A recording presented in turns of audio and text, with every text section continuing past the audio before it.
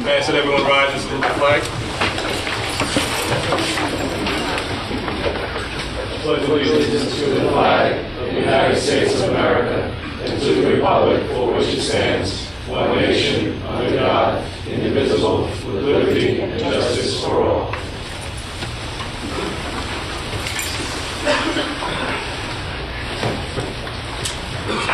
Mr. Donnelly, please call the roll for attendance. Mr. Chair. Mary Adams. Present. Anthony Canaccio. Present. Arnold Rucker. Present. Jorge Guardian. Present. Richard Gutierrez. Present. Edward Powers. Present. Jeffrey Prime. Present. Farouk Amin. Present. And I am here. Mr. Chairman, we have a quorum. Thank you, Mr. Donnelly. Before we get to the main component of the meeting, I want to greet everybody for the Happy New Year. I know that it's almost February and we're still saying Happy New Year, but I haven't seen you guys. I want to formally greet Mr. Ed Powers as the newest county appointee to the Board of Trustees. We welcome him and we thank him for his anticipated service. And if you have any words, I won't put you on the spot, but I'm gonna. I want to thank you for the warm welcome for all the board members this evening for my first board meeting. And also, I'm extremely proud to serve my alma mater, and where I graduated with a business administration degree in 1983. Thank you very much. I look forward to serving this august institution.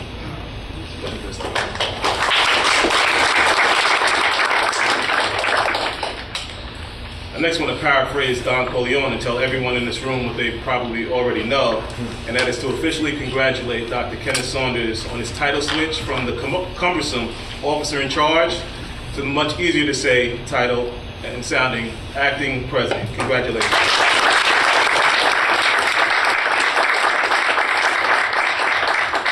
I'm not going to ask him to give any remarks at this time because he'll sure have that opportunity at his acting president's report.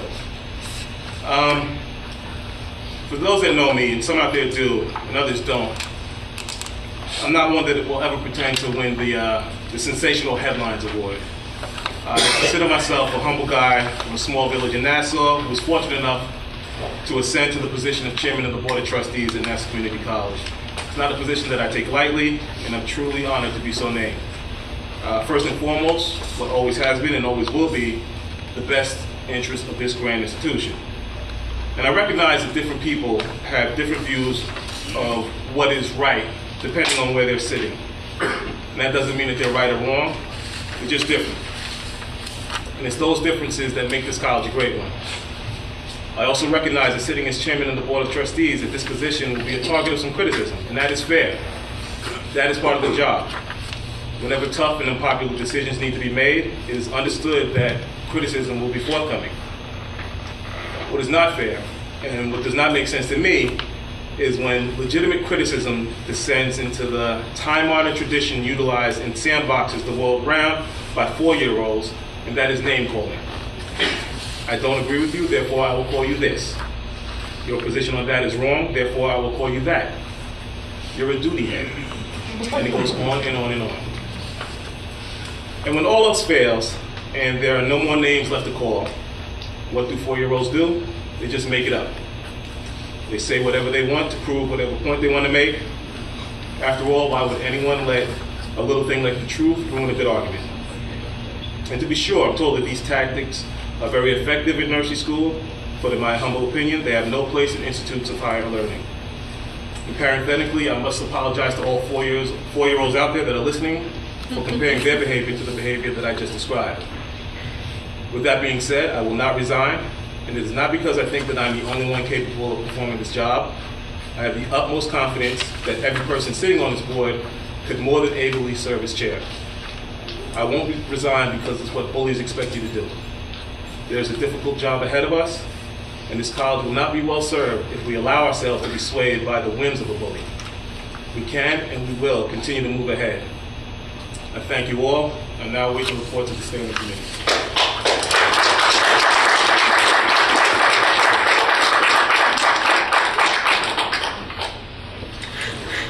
I'll entertain a motion for the approval of December minutes. So moved.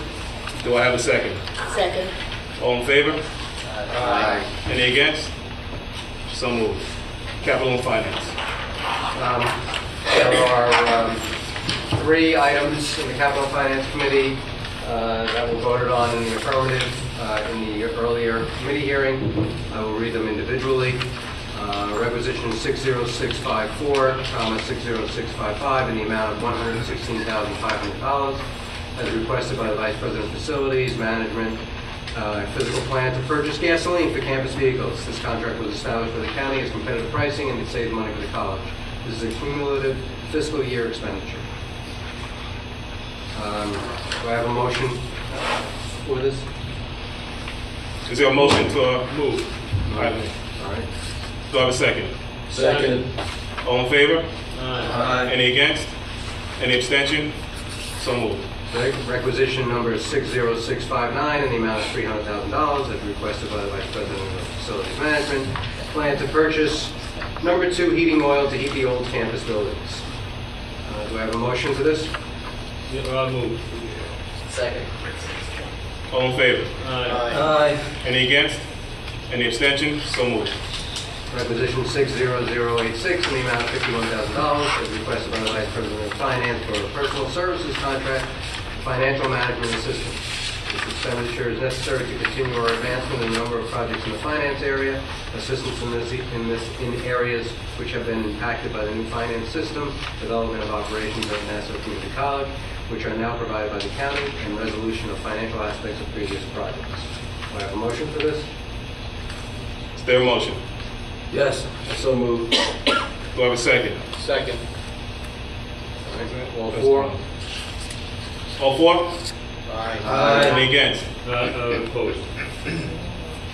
Any abstention? So moved.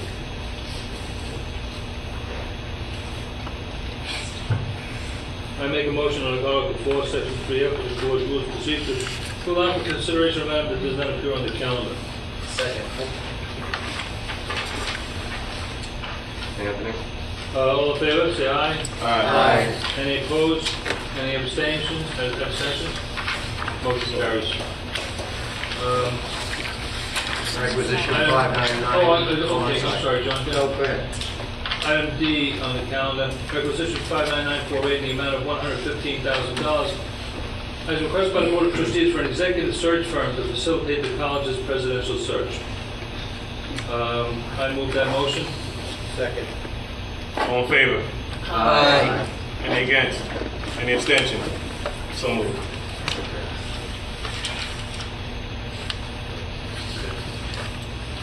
The next item on the agenda is the personnel, affirmative action, and labor.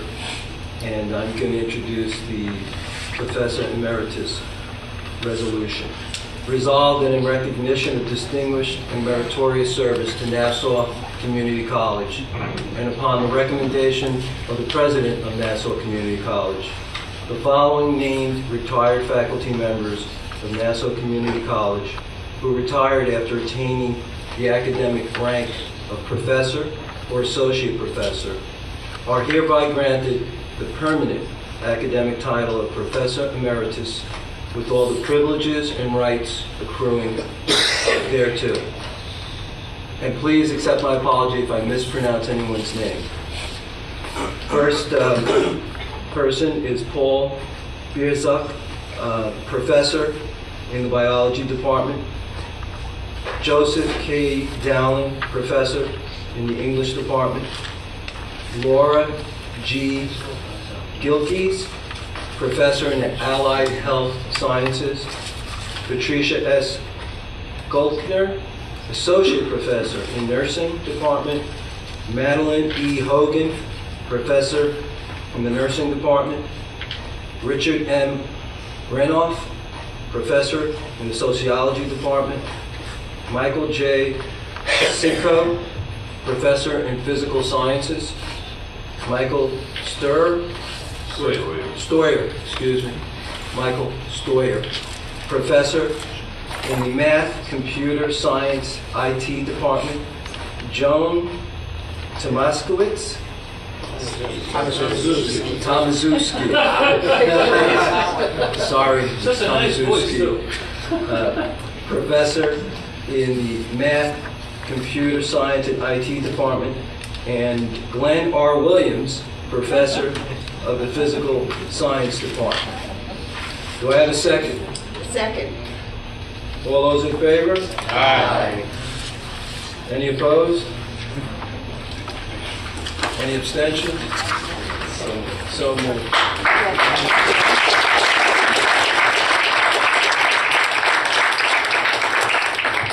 I make a motion under Article 4, Section 3F of the Board of Rules and Procedures to allow for the consideration of an item that does not appear on the calendar. Do I have a second? Second. All in favor of the motion, say aye. Aye. Opposed? Abstained? Appointments to the Presidential Search Committee. Resolved that the following individuals are appointed as additional members of the Presidential Search Committee: Laura Curran as a representative from the community at large, Leonard Genova as a designee of the Majority Caucus of the County Legislature, Judy Bosworth as a designee of the Minority Caucus of the County Legislature, and Debbie O'Connell, who will replace Denise Gunn as the designee of the CSEA. And it is further resolved that in order to facilitate the work of the Presidential Search Committee, the chair of that committee is authorized to establish subcommittees and to appoint the membership of such subcommittees. Do I have a second? Second the motion. All right. All in favor? Aye. Against? Abstained. Motion passes. Thank you, Mr. Conley. This time I'll ask Mr. Camacho to submit a report of the temporary committee on the presidential search. A lot of work was done that doesn't come to public notice. We had a request for proposal prepared, which took a good deal of time on the part of for the trustees on this panel, and it was done. There was a publication of the RFP as a result of hard work and quick work by the procurement department of this college. There were returns, 12 downloads, 5 companies responded.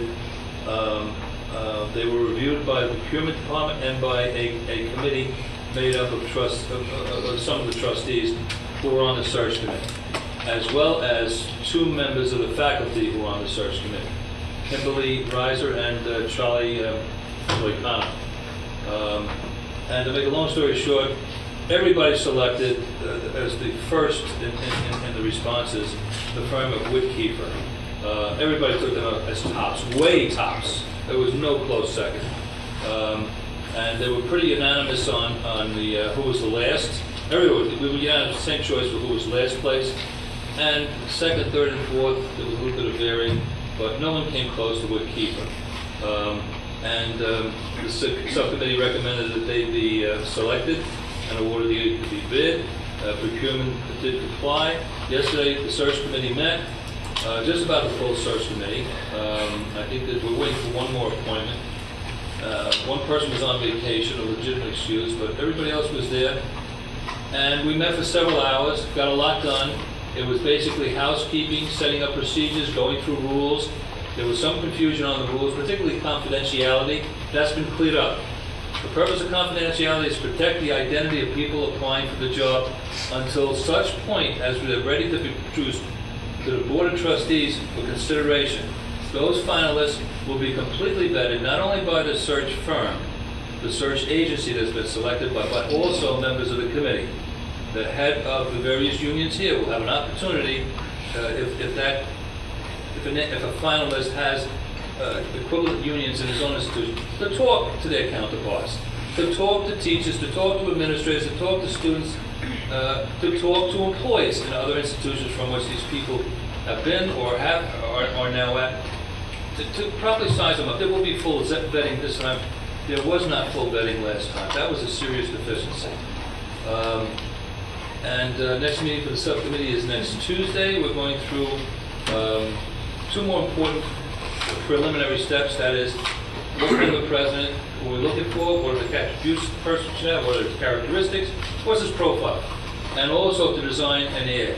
The search committee contract was completed today. We got a very good response from the college. I'm trying to tell you, the administrative staff, who I criticize a lot, has been very, very good on this. And I don't think it's just because of me. I think it's because that's maybe the way they do things generally, which is pleasantly surprising. But in any event, that contract was sent out to the contractor today. I spoke to the contractor twice already. This guy, John somebody or another, highly recommended by the universities that he's served. And a number of those people, every one of them, as a matter of fact, said we used them, and we have not used anybody else since for a search firm. Very, very impressed. And I spoke to him at Lent today, at Lent yesterday, and once before a short time. And very flexible guy, very knowledgeable guy. And as soon as I say go, go, go, he's going to start going. So that's about where we are. We're moving along. When will this be completed? We would like, I mean my cronies over here, my fellow cronies, to have this completed by May. Is it likely? That's very ambitious. Very, very ambitious. Maybe June, maybe July, maybe September. But one thing we're determined to do is to do it right this time. If we wind up with a load of people that just don't cut the mustard, we will do the search all over again. We're not going to go ahead and settle for what we got. One thing I like about this search firm that we're dealing with now has said the same thing. They do a guarantee. If whoever they produce for us does not work out, anytime in 3 years, they do the subsequent searches for free. That's one heck of a guarantee. And he says, for me, that's an expensive thing, he says, for me and my firm. So if we get to the point where we can't say, this one's suitable as a finalist for consideration as a president of the university, we will tell you. And we will tell you we want to go back to the hopper and to do an outreach again. So that's pretty good. That's very good. No other firm made that guarantee. 2 firms made a 1-year guarantee. 2 firms made no guarantee. So it has a proven track record, and I look forward to working with them. And they have a stable of applicants. Besides doing their regular solicitation by the educational journals and other media things. So I'm looking forward to working for them. And the search committee is made up of a grand bunch, I tell you. Very independent-minded people, but very focused and willing to put in the time that's necessary. So hopefully we'll get a better result than last time. And that's all I have to say.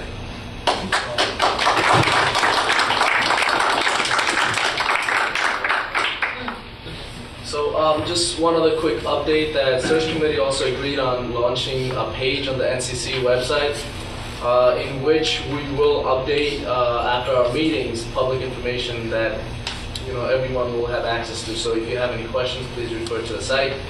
Yeah, thank you. The only thing that I would add is that I want to commend my colleague, Mr. Canaccio, for his hard work and for his leadership and his capacity as the chair of the presidential subcommittee.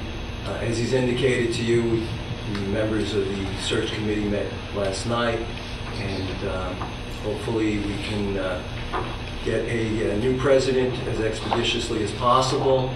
I think that the committee is constituted, is energized, bright, and has a common goal to select a vibrant new leader for this college. So with that said, the only other issue that I would bring up is that the contract then has to be submitted to the county for its approval, and then after that I believe it has to be placed on the legislative agenda, and hopefully that'll be done as soon as possible. Rich, It doesn't? No. I stand corrected. This guy will start working without being assigned. So that's good. Okay. Great. That's even better. That's how I look over. Thank you, Mr. Canaccio, Mr. Amin, and Mr. Gutierrez. Thank you. It's now my pleasure to report to the acting president. Good evening and Happy New Year. It's a pleasure to be sitting here as we start another exciting semester. I would just like to join with the other board members in just welcoming Trustee Powers, and look forward to working with you as we move forward. I would also like to take a moment to just to announce the interim deans for the spring semester. As many of you may be aware of, I sent an email out first to the chairs, academic chairs, and then to the college community. that two of our acting deans, Professor Anissa Moore and Dr. Judith Bennett Murray, moved back to their academic departments as a result of an MOU that after a 2-year time frame, they had to move back to their academic departments if they wanted to protect their faculty standing. So they chose to do that. To replace them, I have identified Dr. Dean Kevlin and Dr. Jerry Kornbluth. Dr. Dean Kevlin for the Dean for Social and Behavioral Sciences, and Dr. Jerry Kornbluth as the Dean for Nursing and Allied Health Services. I would just like to take a moment to formally thank both Professor Anissa Morris and Dr. Judith Bennett Murray for the outstanding services that they provided us over the last 2 years. And I see that Anissa is here, so would you please just take a moment to congratulate.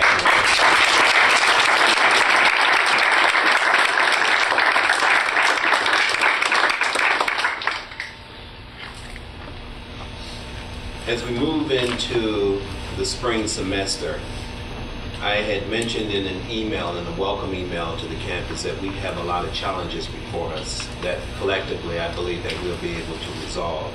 And I'd just like to briefly touch on what some of those challenges are. We are all aware of the fact that we have 6 executive level searches that are at play right now. We will find ourselves having to respond to SUNY educational mandates. One of them that we are looking at, I'll be providing more information to you, working in conjunction with the Executive Committee of the Academic Senate, has to do with the realignment of credit hours necessary for graduation. The resolution that was passed by the SUNY Board of Trustees is that those credit hours are going to need to be reduced back to 64 credit hours. There may be some exceptions for particular programs, but by and large, the new expectation will be that 64 credit hours will be the number of credit hours that a student will need to complete to move to graduate from a 2-year institution. We want to find ourselves having to prepare and to do the necessary work for the decennial Middle States review process, which is a 3-year commitment, actually a 3.5-year commitment, because we're starting that process early.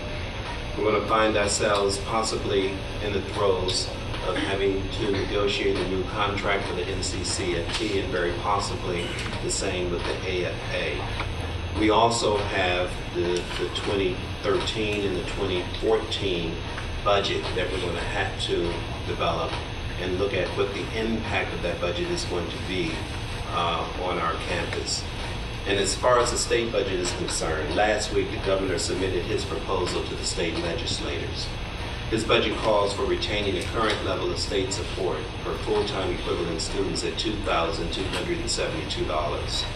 SUNY had earlier proposed to the governor an increase of $260 per FTE as part of their multi-year effort to achieve a level of state support equal to 1/3 of the community college's operating budget.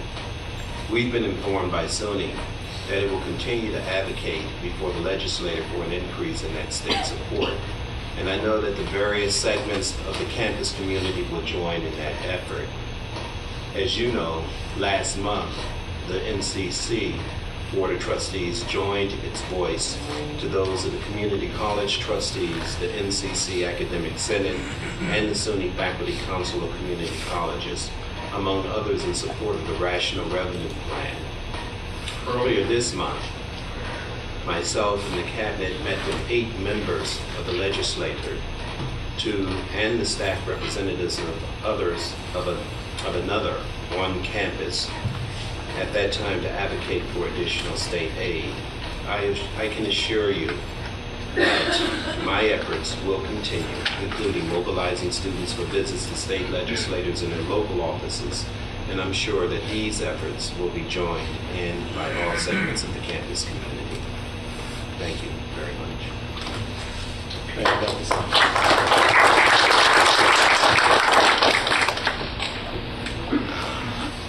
It's now time for the speakers list. I would remind everyone that the comments should be limited to 3 minutes. And that's Trustee Amin. Keep time. Kimberly Rising.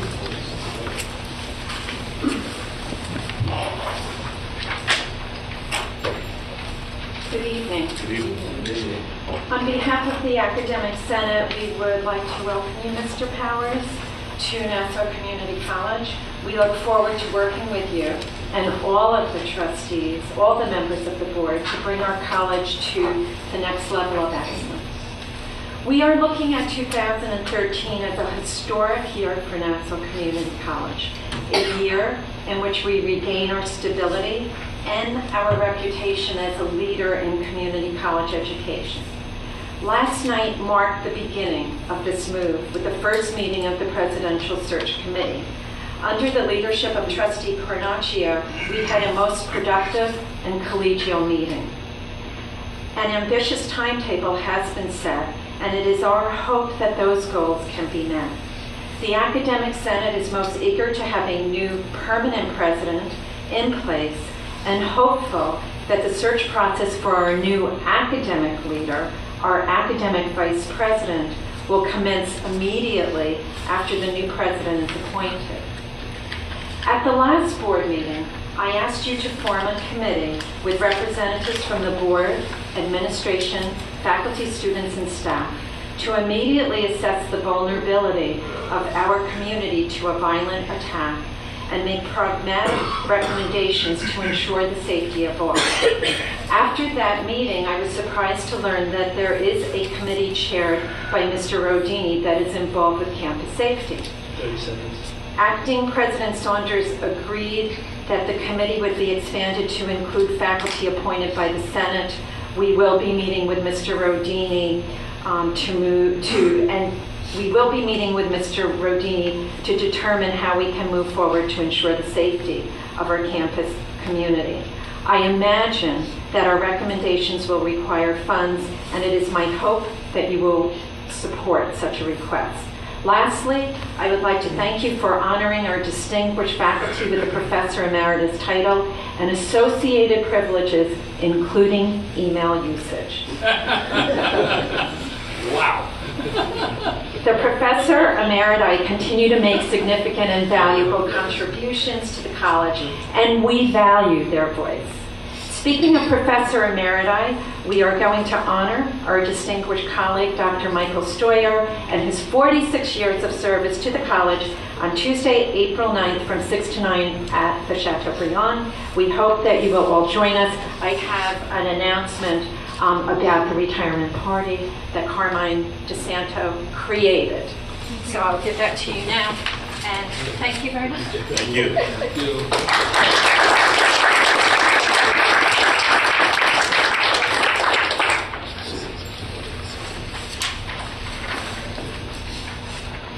You guys are not going to believe this, but that is it for the speakers list.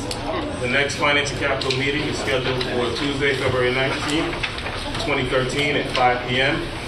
The next scheduled board meeting is Tuesday, February 19th, 2013. The board will open the public session at 6:30 p.m. and resume the public session approximately 8 p.m. Do I have a motion to adjourn the meeting? I so move. Do I have a second? Second. All in favor? Aye. Any against? Any abstentions? So moved.